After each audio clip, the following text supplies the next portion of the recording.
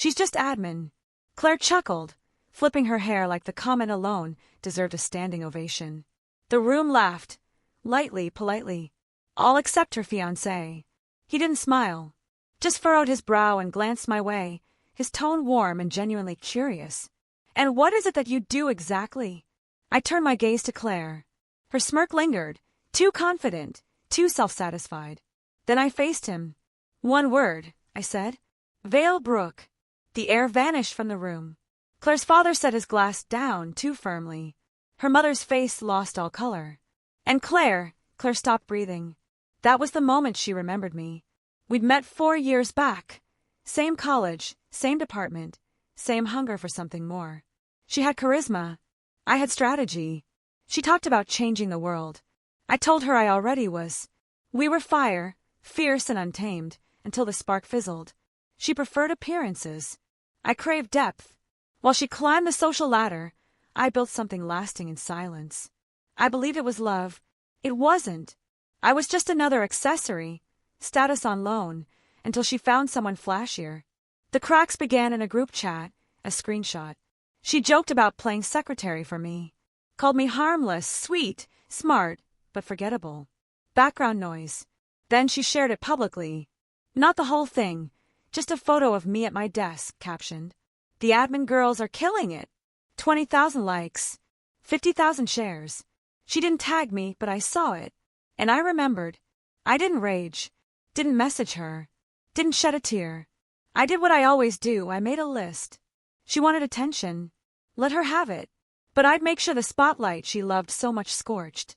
Valebrook wasn't just another startup anymore. It was the startup. Our AI framework had recently been acquired by 3 national governments, 5 global banks, and over a dozen venture capital firms. What no one knew, what I never advertised, was that I didn't just work for Valebrook. I owned it. Not directly, not under my name. But through a quiet holding company, I controlled 61% of the voting power. The hidden founder. The invisible CEO. Safer that way. Let the world overlook you. Let them call you just admin.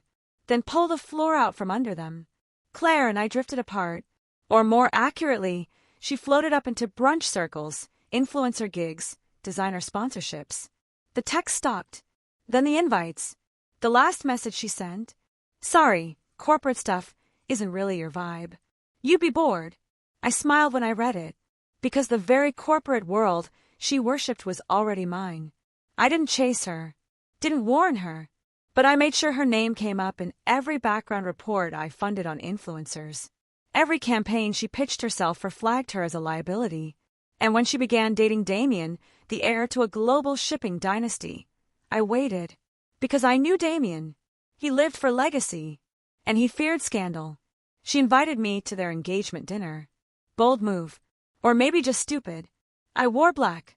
Hair pinned back. Simple jewelry. Quiet elegance. I barely spoke. Just smiled. Observed. She introduced me like I was some side note. "A friend from university," her mother chimed. "Still working in admin," Claire added. "Super smart but prefers a low-key life." Then Damien turned to me. "And what do you actually do?" No pause. No hesitation. "One word," I said. "Valebrook." His expression changed instantly. His father straightened in his chair. Claire's parents exchanged a look like a grenade had just rolled onto the table. "Wait," Damien asked slowly. "You're Valebrook?" I nodded once. "I built it quietly." He looked like he'd swallowed a shard of glass. "And Claire?" She stared at me like she was seeing someone entirely new, like the mask she thought I wore had been torn off to reveal something regal beneath it.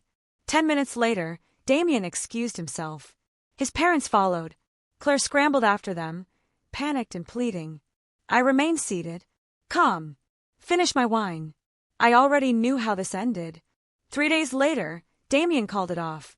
Sent her a non-disclosure agreement, a confidentiality contract.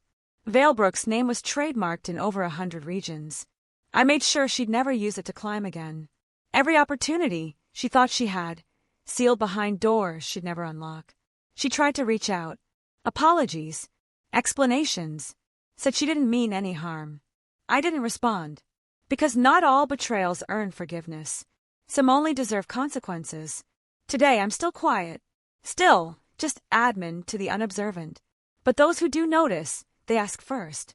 They think twice before laughing. Because they've learned what Claire never did.